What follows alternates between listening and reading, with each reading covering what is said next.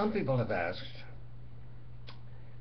given that the 12-step program is very effective in helping people overcome addictions, but isn't there something with more of a Jewish content? After all, the 12-step program was initially put together by a Christian group. Now, there's no denying that that's true.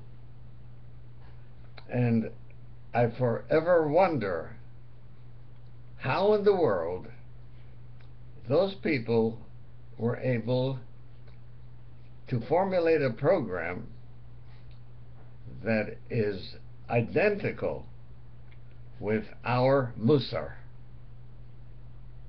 If I were asked to develop a program for recovery based on our Musar writings, it would end up being word for word the 12-step program.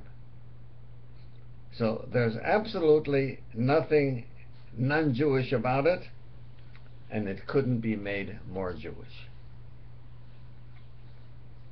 Now, those who formulated the 12 steps did not want to identify the program with any religion, so they put in the term God of our understanding.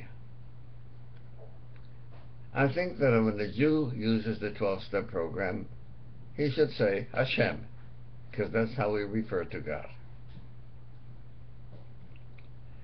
There is a practice in many meetings to finish the meeting with the Lord's Prayer, which is a Christian prayer, although it is clearly put together from excerpts of the Siddur.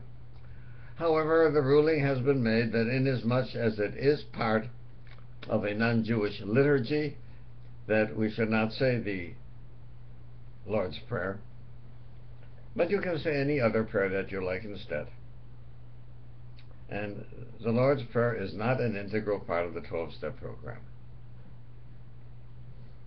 So let's take a look at the steps and where I believe they came from. The first step is that we became aware that we are powerless over alcohol or gambling or drugs or whatever else the addiction is.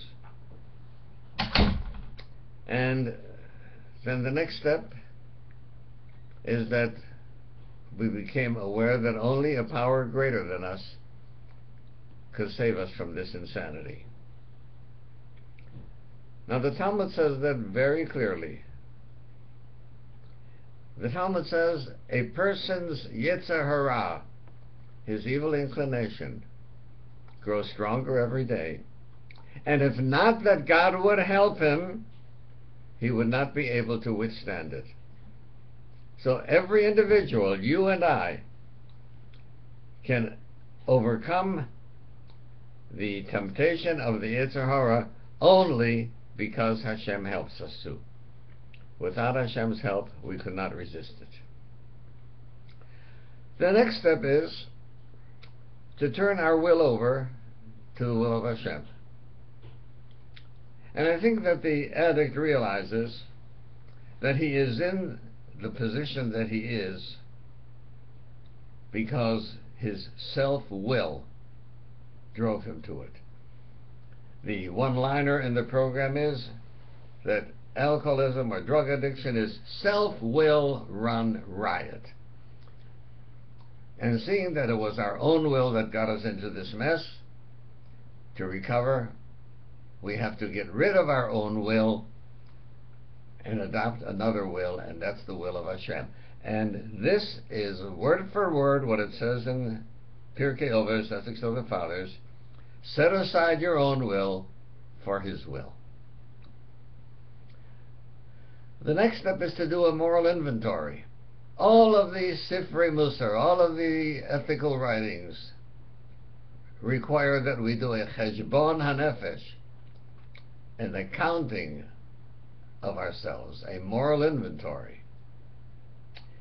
And it's important to realize that a moral inventory means that we should write down all of the kinds of mistakes and faults that we have, but also our strengths and our abilities. Because a true inventory requires both awareness of our assets and our liabilities.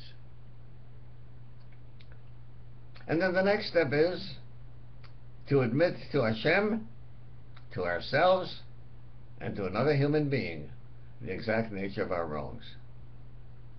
The great tzaddik Rabbi Elimelech of Lezhensk has a guideline for daily life in which he says, procure for yourself a devoted friend to whom you can reveal everything about yourself, every action and every thought.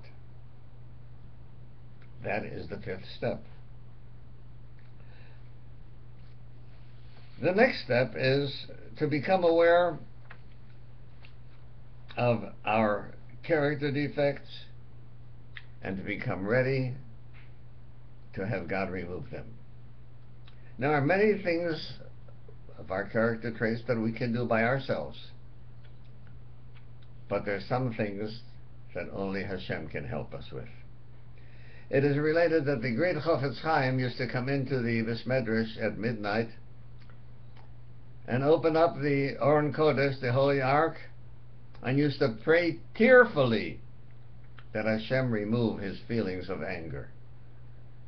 No one ever saw the Chofetz Chaim angry, because he controlled his anger. But he did not like the feeling of anger, and he was helpless to do anything about it.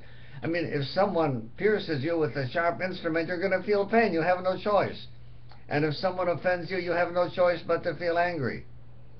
It's not in our control.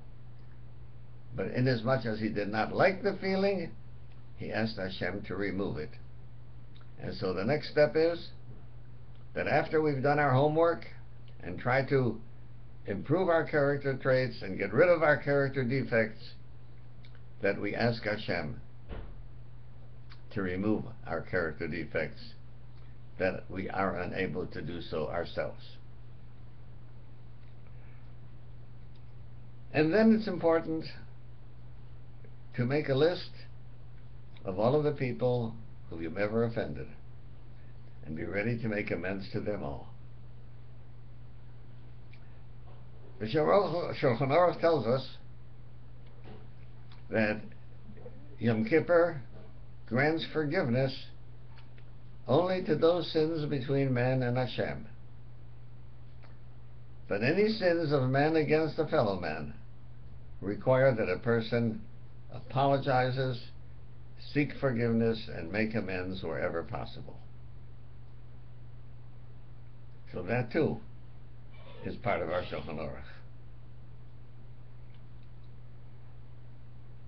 And then there's a step that we should continue to take a personal inventory.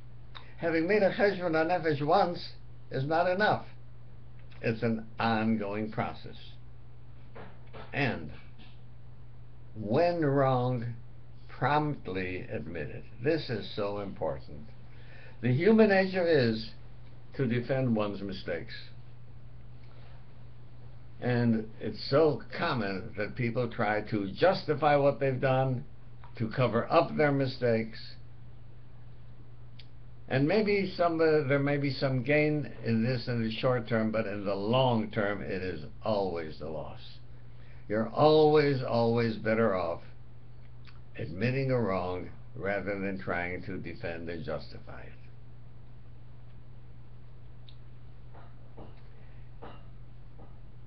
And then there is the step of coming to a spiritual awakening and realizing that there is more to life than just satisfying our desires and gratifying our pleasure seeking. The human being was meant to be a spiritual creature. True, we were created with an animal body, but we also have a spirit, a neshama, that enables us to bring this animal body under our willful control. And the great Gaon of Vilna said that the purpose of creation is to transform our body from being a purely animalistic body to being spiritual. So, this is one of the 12 steps. And then once one has succeeded in recovery, we would use the word, it's a mitzvah to try and help others recover. And that's the 12th step. Having had the experience of the addiction, and having found out how it's possible to overcome the addiction, we have to realize that there are countless people out there who are still struggling and need the help that we can provide. That is chesed at its best. It's a true kindness, a true benevolence, to share your experience with others and help them out of such a ruinous condition such as addiction. So those are the 12 steps. It's very difficult to see how anything could be more Jewish. Yes, we don't use the words God as we understand them, but we refer to God as Hashem. We don't say foreign prayers, although I see nothing wrong with saying the Serenity Prayer. That is not part of any liturgy. But we do not say the Lord's Prayer, and we can say substitute prayers of our own. So when people are looking for a more Jewish content program, I find it difficult to formulate one. The 12-step program is essentially a Musar program. And again, I have no idea how the authors of the 12-step program came to the teachings of Musar and what their sources were. So, if you have an addiction, or you are close to someone who has an addiction, a family member, a close friend, the 12-step programs, Alcoholics Anonymous, Narcotics Anonymous, Gamblers Anonymous, Overeaters Anonymous, Sex Anonymous, and all the family support groups, Al-Anon, Nar-Anon, Gam-Anon, all are the keys to recovery.